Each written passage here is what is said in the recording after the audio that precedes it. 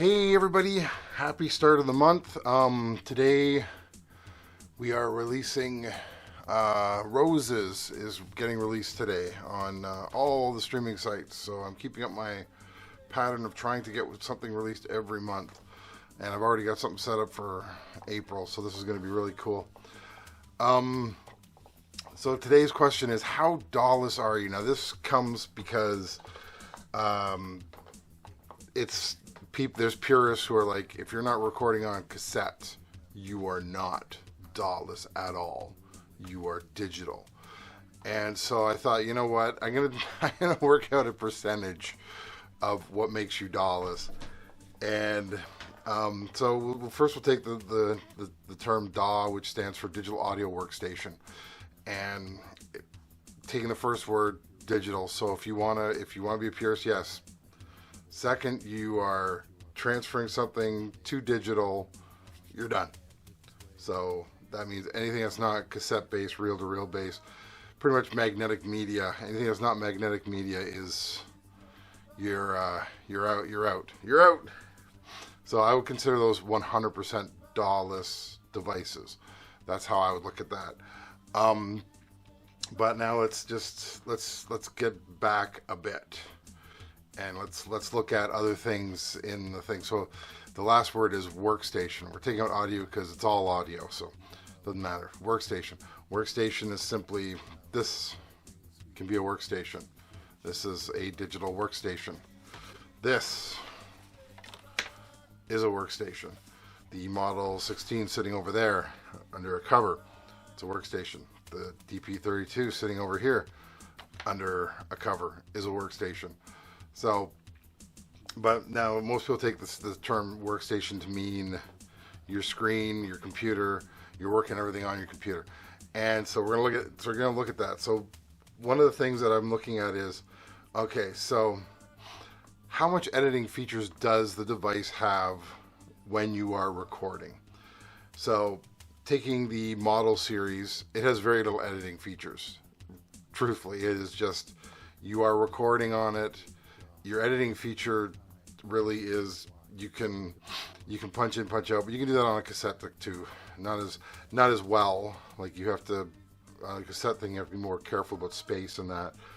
But you can do it, and you can wipe out a track. That's about the extent of that machine over there, hidden beside the drum set. That's its thing. So same with this actually I think has more editing features than that does. My little Zoom H4 here. So this has a little bit more. Once again, the little 8-track Porta Studio has more editing features than the Model 16. The DP32 has much more. It's not even a competition in that regard. So I would place the Model 16 and the Model series, that type. I think Zoom makes a similar one, like the Live series. I haven't had a chance to play with any of those. I want to. I'm going to see about renting some Zoom stuff to play with, because this is the only Zoom thing I own, and I don't really want to buy any more console type devices like big ones. I call them consoles because that's what they are to me. They're appliances. They're big. So I don't want any more of those. I want to rent one for a month and see what it can do. That's also coming up at some point. All right, so that I would say the Model 16, the Model series, 75% DAWless, because you can do some. You're still based in digital. You can do some editing. So a recording device that runs most of the signal processing through a menu-driven items. So this comes to the point of you have what they call analog digital hybrid, and truthfully everything is an analog digital hybrid, because the second it leaves the monitor screen, the light comes towards me, it is now analog. The sound, it is now analog. It is, it's all based on where you are in the room. It is not based on, you're not hearing the exact same thing that was recorded into your ears. Everything outside of, once it goes out of your computer's electronics, it is analog. And the thing is a microphone is a microphone is a microphone. They have not changed. They are analog. That's why we have the audio interfaces, because you're taking the analog signal coming in and you're converting it to digital so the computer can use it.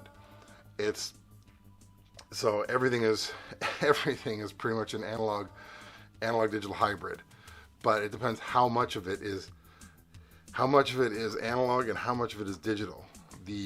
Once again, Model 16, the models, the whole track, everything from when you do the input, everything straight down to before it goes into the recording or gets recorded into the system, that is analog, because it's going through all the different pots and then it's going into the thing.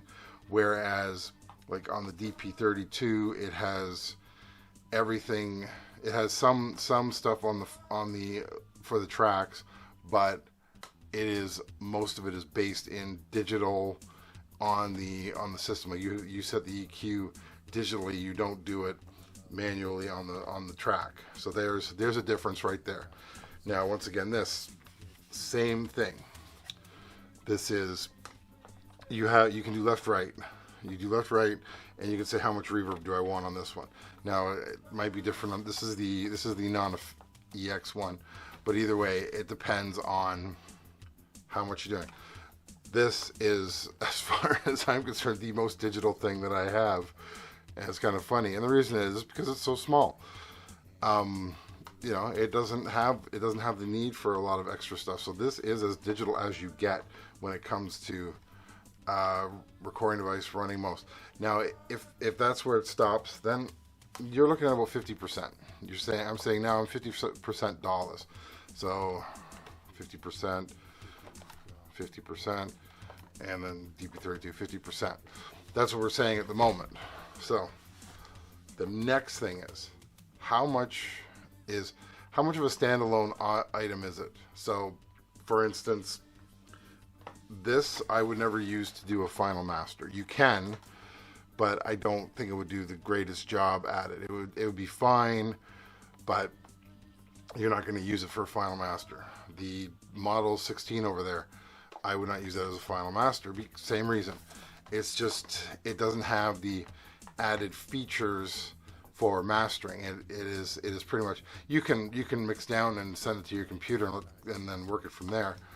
But I would not use it for final mastering. And same with this. So these three I would not do final mastering. Now the DP32, however, I can go from scratch track, record everything, put effects on it, work on everything, mix it down, master it, and then take that master, and I could send that if I want to directly to like a streaming site. I could do that. That's how much it will do. There's certain things that I wish it would do that it doesn't do, such as fading out if I need it. Most people don't do that anymore, so it doesn't really matter.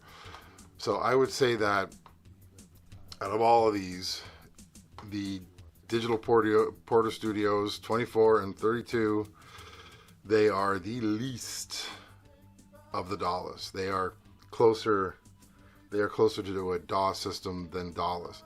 And the main reason they aren't is because they have a screen, or they have a little LED screen, and you can do things with it, because I've shown people how to do waves, and people are like, I didn't know I could do this.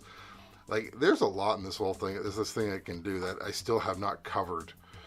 But that's where I'm sitting here now, is saying, yeah, that's where it lies. So this is the least of the DAWs, whereas that is closer to being DAWless, 100% DAWless, than a cassette player, like the Porter Studio I have sitting over there, the 464.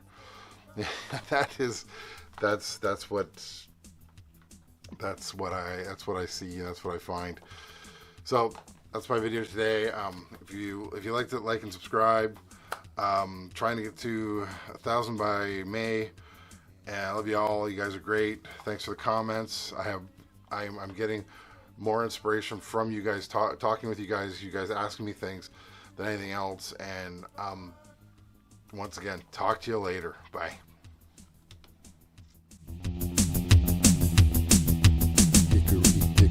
dickory dock.